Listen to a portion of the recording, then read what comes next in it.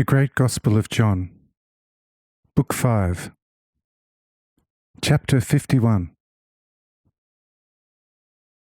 About inner morality.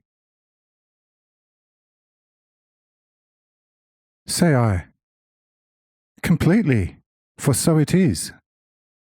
And I say unto you that whoever does not become like the tax collector shall verily not enter my kingdom. For also I couldn't care less about all the loveless moral purity forever. A free, true inner moral purity, coupled to an all-sacrificing love for the neighbour, stands above all else with me. But one as we saw in the hermit does not count a penny with me. He who is pure, let him be pure just before God, but the world is not to know much about it. For if it praises him, then he shall receive little praise from me. But for man it is best to always say, O Lord, have mercy on me, a sinner.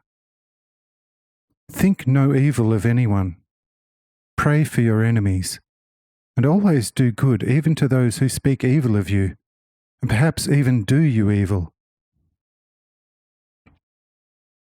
Verily, he who is and does so, not only is pure before me, and even if he were with sin that his flesh leads him into every now and then, yet he is fully my brother, and together with myself, a king of the heavens and all their glory.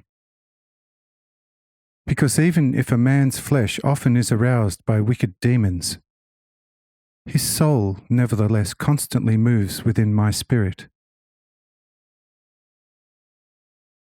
Often even the angels must descend into hell, the mire of all iniquity.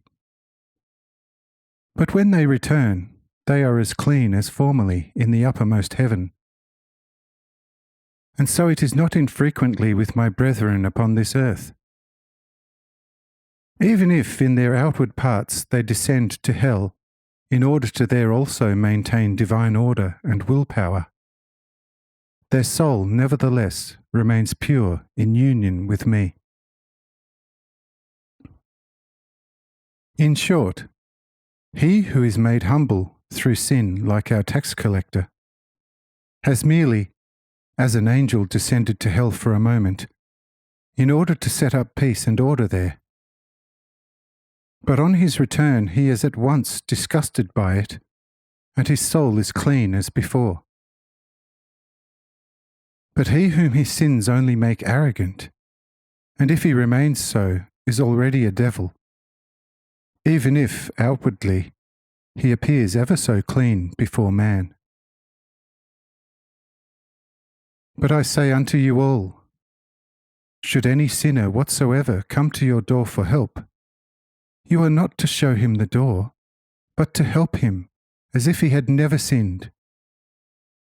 And after helping him, try everything to bring about a permanent change within the sinner, along the path of love and wisdom, along a true wisdom which goes forth only from love.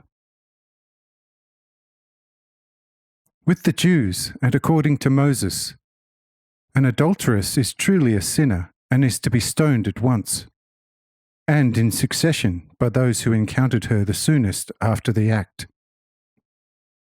But I say unto you, he who takes the fugitive into his house and tries to save her twofold, physically and spiritually, shall once be amicably regarded by me, and his guilt shall be written into loose sand, which the wind shall carry away.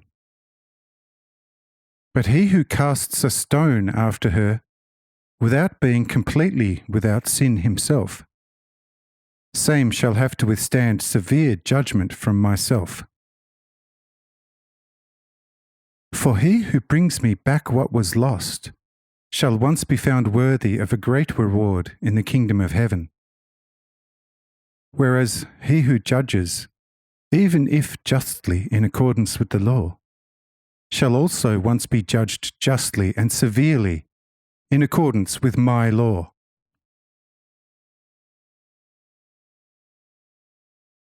Asks Cyrenius, Lord, what you have now spoken is clear and true, except for one point that is somewhat unclear to me, and should beg for a more specific explanation. And the point is this, say I.